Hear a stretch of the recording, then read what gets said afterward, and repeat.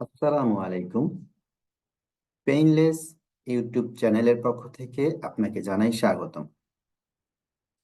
আপনারা যারা প্রপার গাইডলাইনের অভাবে প্রোগ্রামিং শিখতে পারছেন না, অথবা যাদের প্রোগ্রামিং সম্পর্কে কোনো নলেজ নাই, প্রোগ্রামিং শেখার জন্য ইন্টারেস্টেড কিন্তু বুঝতে পারতেছেন না কোথায় থেকে শুরু করবেন, কিভাবে শুরু করবেন, আপনাদেরকে আমাদের চ্যানেলে জানাই স্বাগত।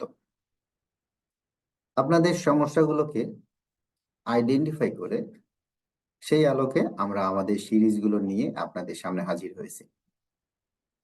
প্রোগ্রামিং এর রোডম্যাপ অনুযায়ী আমাদের ভিডিও সিরিজগুলো আসতে থাকবে ইনশাআল্লাহ।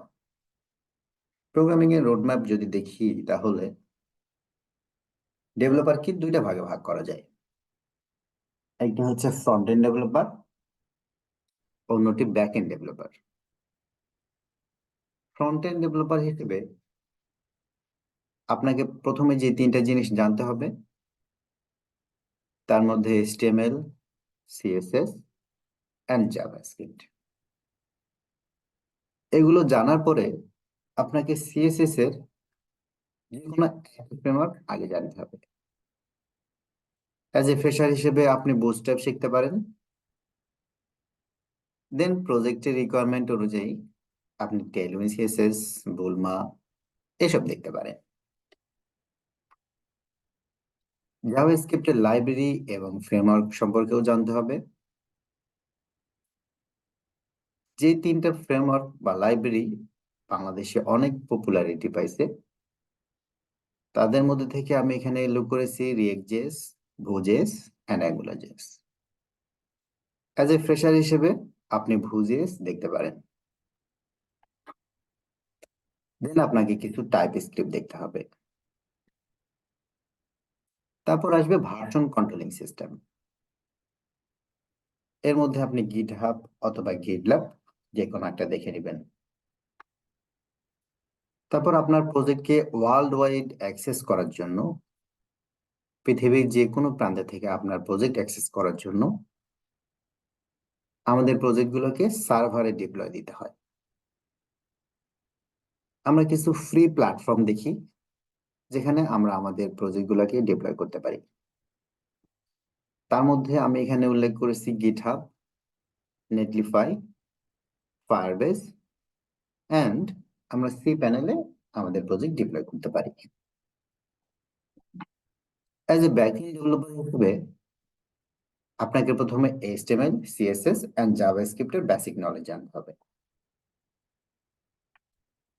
তারপর আসবে আপনি ব্যাকএন্ডের কোন ল্যাঙ্গুয়েজ নিয়ে কাজ করতে চান। অনেক ল্যাঙ্গুয়েজ আছে, আমি এখানে তিনটা উল্লেখ করেছি। সেগুলো হচ্ছে PHP, Python and Node JS. Backend developer হিসেবে আপনি যদি পিএসপি সিলেক্ট করেন, তাহলে পিএসপি জানার পর পিএসপির যে কোনো একটি ফ্রেমওয়ার্ক আপনাকে জানতে হবে। এখানে Laravel, CodeIgniter, Symfony and Cake PHP উল্লেখ করা আছে। বাংলাদেশে লারাভেলের চাহিদা অনেক বেশি। আপনি অ্যাজ এ ফ্রেশার হিসেবে লারাভেল দিয়ে শুরু করতে পারেন। যদি আপনি নোড.জেএস সিলেক্ট করেন, তাহলে এক্সপ্রেস.জেএস, নেট.জেএস এবং অ্যাডোনিস আরো অনেক ফ্রেমওয়ার্ক আছে। এগুলোর মধ্যে আপনি এক্সপ্রেস.জেএস দিয়ে শুরু করতে পারেন।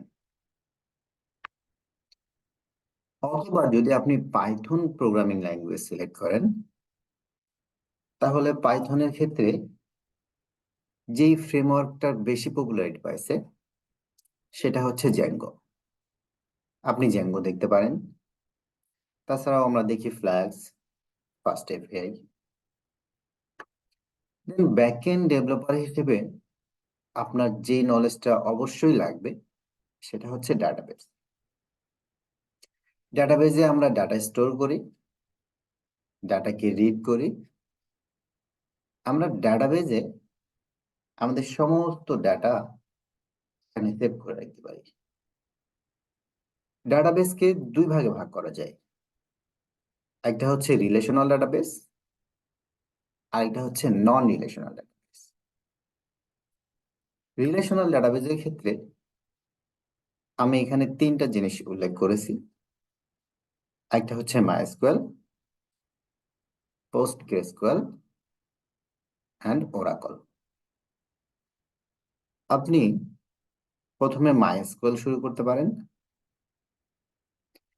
দেন আপনার রিকোয়ারমেন্ট অনুযায়ী আপনি বাকিগুলো দেখতে পারেন। নন রিলেশনাল ডাটাবেজের ক্ষেত্রে মঙ্গোডিবি, রেডিস, ক্যাসান্দ্রা, আরো অনেক ডাটাবেজ দেখি আমরা। আপনি মঙ্গোডিবি দিয়ে শুরু করতে পারেন। তারপর ডেভেলপার হিসেবে আপনাকে যেটা নলেজ রাখতে হবে সেটা হচ্ছে এপিআই।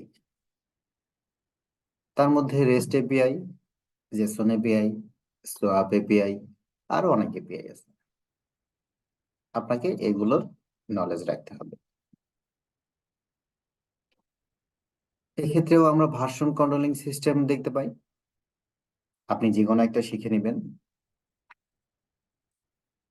আপনি ডেভেলপমেন্ট টুলস হিসেবে VS Code, PSP storm, WebStorm, Code Blocks, আরো অনেক আছে। তার মধ্যে থেকে আপনি ভিএস কোডটা ইউজ করতে পারেন, কারণ এটা টোটালি ফ্রি। দেন আমরা আমাদের প্রজেক্টটাকে ডিপ্লয় করব। ডিপ্লয়ের ক্ষেত্রে অনেকগুলো প্ল্যাটফর্ম আছে। এক্ষেত্রে আমি গিটহাব, ক্লাউড, ফোর্স এবং আমরা আমাদের সি প্যানেলেও ডিপ্লয় করতে পারি। থ্যাংক ইউ আমাদের সাথে থাকার জন্য, এবং আমাদের পরবর্তী ভিডিও পেতে সাবস্ক্রাইব করুন। ভালো থাকবেন। আসসালামু আলাইকুম।